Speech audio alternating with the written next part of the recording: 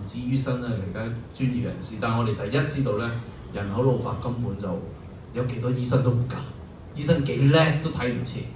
咁點樣可以將即係病人個需要第一就唔好去到治療層面，先去到醫生嗰度預防。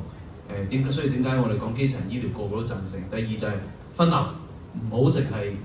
醫生，而係協作，有其他咧專職嘅醫療咧都係可以幫到手嘅，係咪啊？物理治療啊、中醫師啊，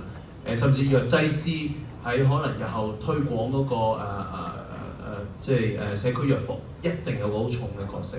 咁其實希望咧就係大家協作啊，將我哋醫療嘅高水平維持落嚟。我自己個人就好擔心嘅就係咧，如果我哋各方面都唔改革咧，令到市民更容易睇到唔係睇醫生咧，更容易得到醫療嘅服務，可能透過科技、透過協作，亦都係喺價格上控制得到咧，只會個個翻咗內地，個個翻內地會出現咩問題咧？就係我哋香港各個嘅專業咧，好快就會出現一個即係發展唔好嘅地方啊！即係幾叻都冇用，啲病人冇晒咁你點再繼續精求精咧？咁所以即係我諗就係我會比較關注就係點樣令到我哋成個醫療體系既有協作性、可持續性，